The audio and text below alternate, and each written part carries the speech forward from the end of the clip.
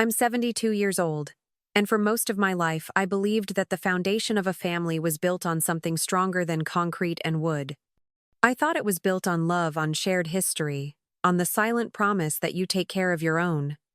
I learned the hard way that sometimes a family is just a group of people who know precisely where to stick the knife because they're the ones you'd never expect to be holding one. My lesson began on a Tuesday, the day my own home declared me a trespasser. The first sign that something was wrong was the key. It slid into the lock of my front door, the same door I'd walked through for 40 years, but it refused to turn. I jiggled it, a familiar ritual for an old lock, but there was a hard, definitive stop. It wasn't the stubbornness of old metal. It was the cold rejection of a stranger.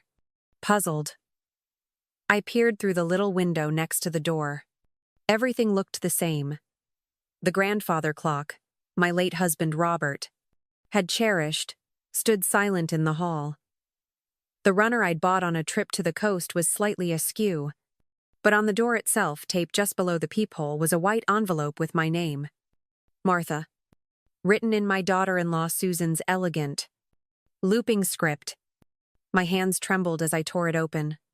The note was brief, a masterpiece of cold efficiency. It informed me that they, my son David, and his wife Susan, had decided it was time for a change. For my own good, of course. They felt I was becoming unable to manage the house on my own and had made alternative arrangements for me. My belongings, it said, had been moved into the detached garage. They wished me the best and hoped I would understand this was an act of love. Love. The word hung in the air, a cruel joke. I looked from the note in my hand to the polished new deadbolt on my door.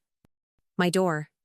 The door to the home Robert and I had poured our life savings into, the home where we raised David, the home whose mortgage I was still paying. The shock was a physical thing, a wave of icy water that left me breathless. My suitcase, packed for a week-long visit to my sister, stood beside me on the porch. Another bag full of groceries I'd just bought for their dinner sat by my feet. The setting sun cast long shadows across the lawn, the same lawn David had learned to walk on. I sank onto the top step, the cold of the concrete seeping through my slacks. My mind was a frantic blur of confusion. How? Why? We had just had Sunday dinner. David had hugged me, told me he loved me. Susan had smiled and thanked me for the pies I'd brought. There had been no argument, no warning, just a smiling, loving family one day, and a cold lock and a colder note the next. I sat there for what felt like hours, watching the sky bleed from orange to purple. The world continued on around me. Cars drove by. Neighbors waved, a dog barked down the street. No one knew that a 72-year-old woman had just been rendered homeless by her own child. The garage. The note said my things were in the garage. I stumbled towards it, my legs unsteady. The side door was unlocked. Inside, the space was crammed with the furniture and memories of my life. My favorite armchair was shoved against a wall, a stack of photo albums balanced precariously on its arm. Boxes labeled Martha's clothes and Martha's kitchen were stacked high. In the corner, a small cot was set up, a thin blanket folded neatly on top. This was their alternative arrangement. A cold, dusty garage, a glorified storage unit with a bed. The humiliation was a hot, bitter taste in my mouth. They hadn't just kicked me out. They had relegated me, erased me from the main house as if I were a piece of clutter they no longer had room for. The betrayal was so profound, so complete, it was almost surreal. It was then that the first spark of anger cut through the fog of shock. I was the one who had paid the down payment on this house 40 years ago. After Robert passed, I'd continued the mortgage payments myself. When David and Susan married and wanted to move in to help me out, I had agreed. And then, at their gentle urging, I had transferred the title to David's name a few years back. They'd told me it was for estate planning purposes, to make things simpler when I was gone. It was just a piece of paper, they'd said. The house was and always would be mine. I had believed them. I had trusted them. And now that piece of paper was being used as a weapon against me. They had the title, but I had the payment book. Every month for the past 7 years, a significant portion of my pension and savings had been automatically transferred to David's account to cover the mortgage and taxes. They couldn't afford the house on their own. My money was the silent, steady pillar holding it all up. Looking back, the signs had been there, little erosions of respect. I had dismissed as generational differences. My opinions were gently ignored. My contributions to the household taken for granted. Susan would rearrange the furniture in my room while I was out, telling me later that it had a better flow. David, my quiet, gentle son, had started deferring every decision to his wife, avoiding my gaze when I questioned their mounting expenses. They were subtle shifts, but they had paved the way for this grand final act of dismissal. Shivering in the cooling air of the garage, surrounded by the boxed-up fragments of my life, I knew I couldn't stay there. I pulled out my phone, my fingers fumbling with the screen. I had one person I knew I could count on, a friend who had seen me through the darkest days after Robert's death. Her name was Eleanor, and she was a force of nature wrapped in a cardigan. She answered on the second ring. Her sharp, no-nonsense voice was the most comforting sound I had ever heard. I tried to explain what had happened, but my own voice broke the story, tumbling out in a choked sob. Eleanor didn't need the details. "Stay right there, Martha," she commanded. "Don't you dare spend 1 second longer in that garage." "I'm on my way." 20 minutes later, her car screeched to a halt in the driveway. Eleanor, a stout woman with fierce eyes and a chin that meant business, marched up to the garage. She took in the scene, the cot, the boxes. My pale face and her expression hardened into one of pure, unadulterated rage. She didn't say a word. She simply grabbed my suitcase, took my arm, and led me to her car, leaving the groceries, the note, and the whole sorry mess behind. As we drove away, I looked back at the house. My house, its windows, dark and unwelcoming. For a moment, the grief and shock threatened to swallow me whole again. But then, as Eleanor's hand squeezed my shoulder in a gesture of silent, powerful support, something else took root. It was a cold, quiet resolve. They had kicked me out. They had tossed me aside like an old coat. They had underestimated me. They thought I was a frail, helpless old woman they could easily manage. They were about to find out just how wrong they were. This wasn't the end of my story. It was the beginning of theirs. They had no idea who they were dealing with. The first few days at Eleanor's house were a blur of shock and sorrow. She had a cozy guest room filled with books and afternoon sun, and she fussed over me with a fierceness that was both touching and exactly what I needed. She made tea, she cooked soup. She sat with me in comfortable silence when I couldn't speak. And she let me rage when the words finally came. The guest room, intended for a short visit, became my sanctuary, my war room. The initial disbelief slowly gave way to a cold, hard clarity. They had calculated this. This wasn't a spontaneous act of cruelty. It was a planned-out eviction. The new lock, the neatly packed boxes, the condescending note, it was a strategy. And if they could have a strategy, so could I. My first move was a quiet one. I went to my bank. I sat down with a young, kind-faced manager named Mr. Harrison. I didn't tell him the whole sordid story. Just that I needed to review my automatic payments. He pulled up my account, and there it was in stark black and white. A monthly transfer of $2,800 to an account in the name of David Miller. For the past 7 years. Mr. Harrison raised an eyebrow. That's a significant amount. Mrs. Miller. I nodded, my heart pounding. Yes. I said, my voice steadier than I felt. I need to stop it. Immediately. He typed a few commands into his computer. All right, he said. The next payment was scheduled for the 1st of the month, which is in 3 days. I've canceled it. Is there anything else? I took a deep breath. Yes, I said. I need statements. For the last 7 years. Showing every single one of those transfers. An hour later, I walked out of the bank with a thick manila envelope. It felt heavier than my suitcase. Heavier than all the boxes in that garage. It was proof. It was ammunition. Back at Eleanor's, we spread the papers across her dining room table.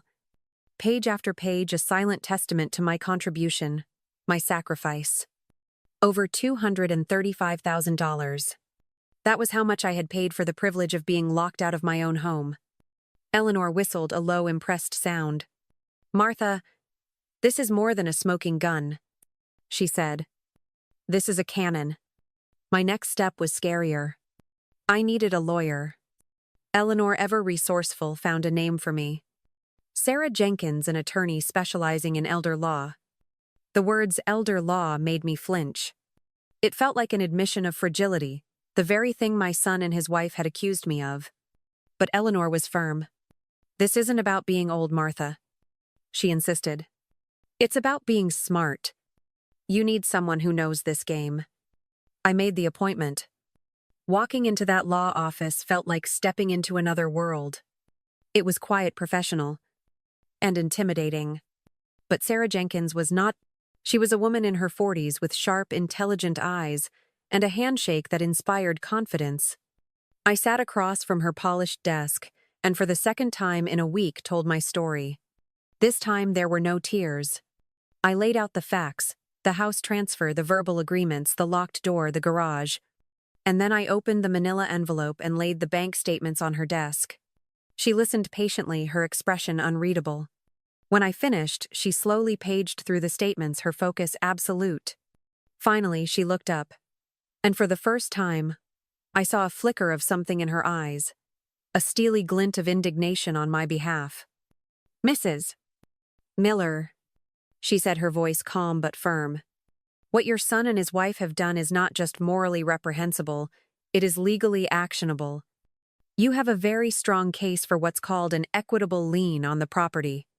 In simple terms, because you've been contributing financially with the expectation of living there, the law recognizes that you have a stake in that house, regardless of whose name is on the title. She explained that while getting my name back on the deed would be a fight, stopping a foreclosure and forcing a sale or a buyout was entirely possible. My payments gave me leverage. Immense leverage. The word echoed in my mind. Leverage. It was a word of power, of strength. It was the opposite of helpless. But Sarah's advice went beyond legal strategy. Martha, she said, leaning forward, the legal process can be slow. While we work on this, you need to rebuild your own life. You need to show them and yourself that you are not dependent on them for anything. She was right.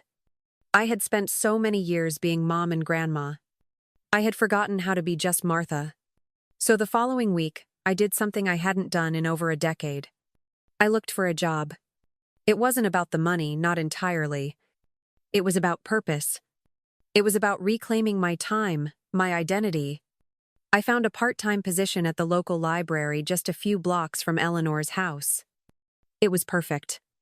I spent my mornings shelving books, helping people find information, surrounded by the quiet hum of a place dedicated to knowledge. My colleagues were kind, my tasks were simple, and for the first time in a long time I felt a sense of peace, a sense of belonging that had nothing to do with my family. I was earning my own money again, a small but steady paycheck that was entirely mine. Meanwhile, the first of the month came and went. The mortgage payment I had always made was not made. The silence from David and Susan was deafening. For 2 weeks I heard nothing. I imagined them checking their account, confused, then annoyed. I imagined them thinking it was a bank error. Then the first call came. It was David. I let it go to voicemail. His message was casual, almost too casual. Hey mom, just checking in. Hope you're doing okay. Je vais m'accorde. I didn't. A few days later, another call. This time his voice was strained. Mom, listen. The bank sent a notice about the mortgage. Did you forget to make the transfer? Please call me. It's important. I saved the message. It was more evidence. The calls became more frequent, more frantic. Susan started leaving messages too, her voice dripping with fake concern. Martha, darling. We're so worried about you. Are you all right? The bank is being so difficult. We really need to sort this out. They still didn't get it. They thought I was forgetful or perhaps staging a small petty protest. They had no idea that a quiet revolution was underway. The real breakthrough came a month into my new life. Eleanor had a friend who was a real estate agent. Over coffee one afternoon, I described my house, The street, the old oak tree in the front yard. The agent, a woman named Carol, went pale. "Martha," she said, pulling out her phone. "That house. It just went on the market. Under a coming soon listing." She showed me the screen. There it was. My home. My beautiful brick house listed for sale. The description praised its charming details and spacious yard. And then I saw the rest of the plan. Carol, doing some digging, found a pending purchase under David and Susan's names. A much larger, brand-new house in a fancy subdivision across town. The closing was contingent on the sale of my house. The pieces of the puzzle slammed into place with breathtaking cruelty. They weren't just kicking me out, they were cashing me out. They were planning to sell my home, the home I had paid for to finance their upgrade. My life's equity was the down payment for their new dream. The garage wasn't an alternative arrangement, it was a holding pen. They just needed me out of the way until they could close the deal. The cold, calculated audacity of it stole my breath. But as the shock subsided, it was replaced by a grim, empowering certainty. They had just handed me the one thing I needed most. A deadline. Their dream was my leverage. And I was about to use it. I went back to Sarah Jenkins, the real estate listing, and the panicked voicemails in hand. It was time to stop being reactive. It was time to take control. The decision to confront them was not made in anger, but in the cold, clear light of strategy. Sarah. My lawyer was meticulous. She advised against a phone call or a casual meeting. "This needs to be formal, Martha," she explained, her voice steady. "We need to remove all emotional ambiguity. They need to understand that you are no longer just mom. You are a party with a significant financial claim against their primary asset." Her words were like a shield. I wasn't just a scorned mother, I was a claimant. So we sent a formal letter. Not a letter from me, but a letter from the law offices of Sarah Jenkins. It was delivered by courier to their door, my door. The letter was simple. It requested their presence at a meeting at her office to discuss an urgent financial matter pertaining to the property at 123 Maple Street. It mentioned my name only once as her client. We gave them 1 week. The reaction was immediate and predictable. My phone, which had been buzzing with their increasingly desperate messages, fell silent. The panic had morphed into fear. They must have scrambled, calling lawyers of their own, trying to understand what was happening. For 7 days, I existed in a state of calm anticipation. I went to my job at the library. I had dinner with Eleanor. I slept soundly for the first time in weeks. The power had shifted. I was no longer the one waiting by the phone hoping for a crumb of affection. I was the one who had set the clock ticking. The day of the meeting, I dressed carefully. Not in my Sunday best, but in a simple professional blouse and slacks. I wanted to look like a woman who meant business. Eleanor drove me to the law office, squeezing my hand before I got out of the car. "You've got this, Martha," she said, her eyes shining with pride. I was shown into a conference room. Sarah was already there, a neat stack of files on the polished wood table in front of her. I sat beside her, my back straight, and waited. David and Susan arrived a few minutes later, accompanied by a young, slick-looking lawyer who introduced himself as Mr. Davies. David wouldn't look at me. He stared at a spot on the wall, his face pale and drawn. Susan, however, shot me a look of pure venom. If looks could kill, I would have been a pile of ash on the plush carpet. Sarah began the meeting without preamble. "Thank you all for coming," she said, her tone crisp and neutral. "We are here to discuss my client Martha Miller's substantial financial interest in the property you currently reside in and have listed for sale." She gestured to the file in front of her. "We have here bank statements documenting direct transfers from Mrs. Miller's account for the purpose of paying the mortgage on that property, totaling over $235,000 over the past 7 years. She slid a single-page summary across the table. I watched as David's eyes scanned the numbers. His lawyer, Mr. Davies, picked it up, his professional veneer cracking for just a second. Susan refused to look at it. That was a gift. She snapped, her voice high-pitched. She was contributing to the household. It was family helping family. My client does not recall it being a gift. Sarah replied smoothly. She recalls it as an investment in her home, where she had a verbal agreement to reside for the rest of her life. An agreement you violated when you changed the locks and moved her belongings into the garage. Mr. Davies cleared his throat, attempting to regain control. My clients were concerned for Mrs. Miller's well-being. They felt she was no longer capable of Sarah held up a hand, stopping him mid-sentence. We are not here to discuss my client's capabilities, which, I can assure you, are perfectly intact. We are here to discuss her financial stake. And the fact that you have listed a property for sale in which she holds significant equitable interest, a fact you failed to disclose to your real estate agent, which could have serious legal repercussions for you. She then produced another document. The coming soon listing for my house and the details of the new house they were trying to buy. It seems you are in a bit of a time crunch. Sarah noted calmly. Your purchase of a new home is contingent on the sale of this one. A sale which I'm afraid is now on hold. That was the moment the reality of their situation finally crashed down on them. David finally looked at me, his eyes wide with a mixture of disbelief and panic. The man who had avoided my calls, who had left me voicemails full of false bravado, now looked like a frightened little boy. Susan's face was a mask of fury. You can't do this, she hissed, her glare fixed on me. We'll lose the new house. Our deposit is non-refundable. You should have thought of that. I said, my voice quiet, but carrying across the silent room. Before you put my life in a box. Mr. Davies tried to argue, citing the name on the title deed. But Sarah was ready for him. She explained the concept of an equitable lien, a lis pendens notice she was prepared to file with the court, which would effectively tie up the property in litigation for years, making it impossible to sell. Their credit would be ruined. Their dream house would vanish. Their world, which they had tried to build on the foundation of my life savings, was about to crumble. The desperation was palpable. David started talking about a misunderstanding. Susan started rambling about how stressful it had been taking care of me. It was a pathetic, transparent attempt to rewrite history. I let them talk. I listened as their arguments unraveled, as their composure disintegrated, revealing the raw greed and entitlement beneath. Finally, Sarah looked at them. So here is where we stand. My client has the power to halt the sale of this house indefinitely. She has the power to place a lien on it that will need to be satisfied before any transaction can occur. And frankly, she has grounds for a lawsuit that would be both lengthy and expensive for you. She paused, letting the weight of her words settle. However, she is prepared to offer you a way out. A clean break.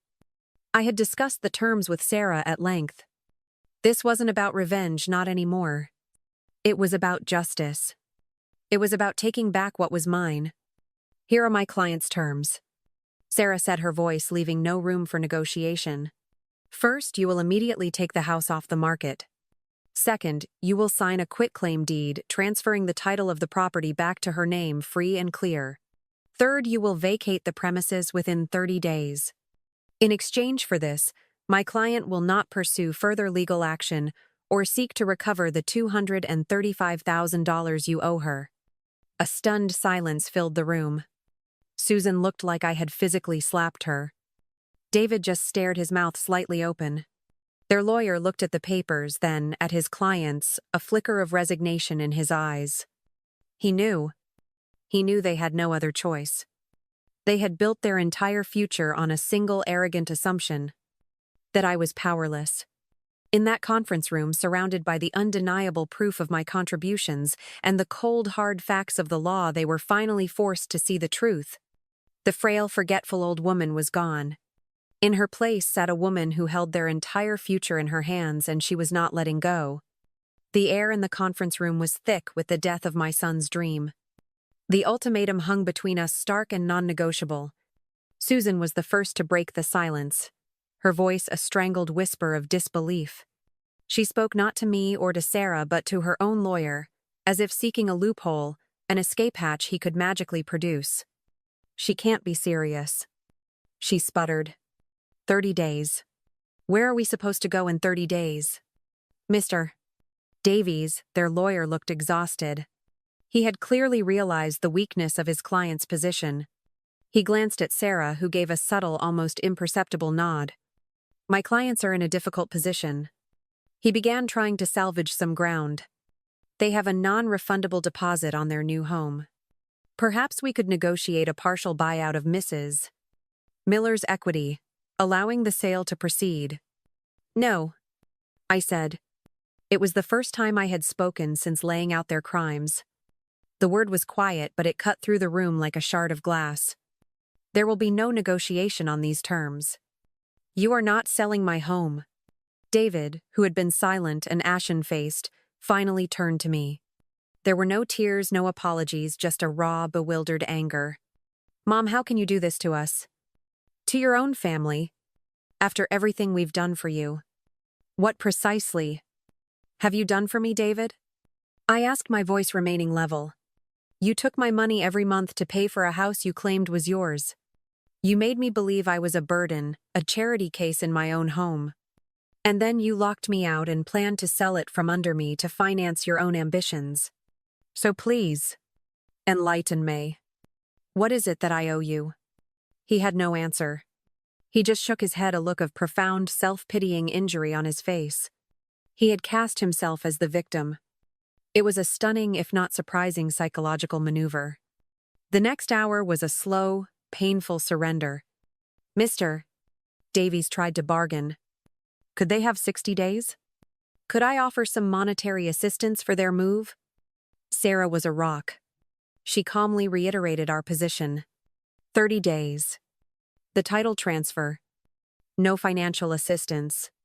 Every concession they asked for was a testament to their breathtaking entitlement. They had rendered me homeless without a second thought, yet they expected me to finance their graceful exit. The turning point came when Sarah gently reminded them of the alternative. You can of course reject our offer, she said. We can then proceed with filing the lis pendens tomorrow morning. The sale of the house will be frozen. The lawsuit will be filed. Your credit will be impacted immediately. Your contingent offer on the new property will collapse. You will lose your deposit. And you will be facing a legal battle that will likely cost you far more than that deposit in legal fees alone, with a very high probability of the court ruling in my client's favor. The reality of the numbers, the cold, hard consequences, finally broke through their denial. Susan buried her face in her hands, not in remorse but in the frustration of a spoiled child whose favorite toy was being taken away. David just deflated all the fight going out of him. He looked at their lawyer, who gave a slight resigned shrug. They were cornered. I had won. The signing of the documents was an exercise in cold formality. Sarah had prepared a quitclaim deed, a simple document that relinquishes all interest in a property. She also had a settlement agreement stating that in exchange for the deed and their vacating the premises, I would waive all other financial claims. As David picked up the pen, his hand was shaking. He signed his name, the same name on the deed that had given him the power to lock me out, and in doing so, signed that power away forever. Susan signed with a vicious, angry slash of ink. When it was over, they stood up to leave. They didn't look at me. Their lawyer mumbled a professional goodbye and herded his defeated clients out of the room. As the door clicked shut behind them, a profound wave of relief washed over me. It wasn't triumph, not the giddy feeling of victory I might have expected. It was the quiet, bone-deep satisfaction of justice served. It was the feeling of a world that had been tilted on its axis being set right again. I had faced the people who had hurt me most, not with tears or recriminations, but with facts, with leverage, and with an unshakable resolve. I had taken back my home. I had taken back my life. The 30 days that followed were a strange, quiet limbo. I continued to live with Eleanor, my fortress of solitude and strength. I went to work at the library. The simple act of shelving books. A comforting, orderly routine in a life that had been anything but. David called once a week after the meeting. His voice was hollow. He informed me in a monotone that they had found a small apartment to rent on the other side of town. The dream house was gone. Their deposit forfeited. He didn't apologize. He didn't ask for forgiveness. He just stated the facts as if reporting on the weather. I listened. said I see. And we hung up. It was the sound of a bridge being burned, not with a fiery explosion, but with the quiet, final click of a phone disconnecting. On the 30th day, Sarah's office called to confirm that the keys had been dropped off with a courier. The house was mine. Eleanor drove me over that afternoon. Walking up the path, I felt a tremor of apprehension. Would it still feel like home? Or would it be tainted by their betrayal? I slid my old key into the original lock. I had insisted they remove the deadbolt they'd installed, and this time it turned smoothly. The door swung open. The house was empty. Eerily empty. They had taken everything that was theirs, but they had also taken more. The curtains my late husband and I had picked out were gone. The rug in the hallway was gone. Even the light fixtures in the dining room had been replaced with bare, ugly bulbs. It was a final petty act of spite. They had stripped the house of its warmth, leaving behind an echoing shell. For a moment, my heart sank. But then Eleanor walked in behind me, her arms full of a housewarming gift. A pot of bright yellow chrysanthemums. "Well," she said, looking around at the empty rooms. "Now you get to make it your own. Truly your own. No ghosts." She was right. This wasn't a violation. It was a blank canvas. The reclamation of my home became my new project. The first thing I did was hire a painter. I painted over the bland neutral beige they had chosen and filled the rooms with color, a warm buttery yellow for the kitchen, a soft sage green for my bedroom. I went to thrift stores and estate sales with Eleanor, hunting for furniture that had character, that had a story. I found a beautiful old wingback chair that was even more comfortable than my old one. I bought new curtains, a new rug, and a whimsical new light fixture for the dining room that made me smile every time I saw it. I was not just moving back in. I was healing the space, infusing it with my own personality, my own joy. I kept my job at the library. I loved the routine, the quiet purpose, the small but steady income that was entirely mine. My colleagues became my friends. We had lunch together. We recommended books to each other. My life, which had once revolved entirely around my family, now expanded to include new people, new interests. I was no longer just Martha the mother. I was Martha, the librarian, the friend, the gardener. A few months after I moved back in, I received a letter. It was from my granddaughter Lucy, David and Susan's 17-year-old daughter. She had been away at a summer program when everything had happened. Her letter was tentative, filled with the awkward sincerity of a teenager. She wrote that she was sorry. She said she didn't know all the details, but she knew what her parents had done was wrong. She missed me. She asked if she could visit. I thought about it for a long time. My relationship with my son felt irreparable, shattered beyond recognition. Susan was a non-entity. But Lucy, she was a child caught in the crossfire of her parents' greed. I called her. We met for lunch at a small cafe. She was quiet, her eyes full of a sadness that was not her own. She told me how different things were now, how much tension there was in their small apartment, how much her parents argued about money. She didn't make excuses for them, but she painted a picture of two people unraveling under the weight of their own choices. I began to see Lucy regularly. We rebuilt our relationship, one quiet lunch at a time. It was a connection that was mine on my terms. I made it clear to her that while I loved her, my door was not open to her parents. My forgiveness was not a blanket amnesty. It had to be earned, and they had done nothing to earn it. Respect, I had learned, was the price of admission to my life. My life now is quiet, but it is deeply authentically my own. Eleanor and I are inseparable.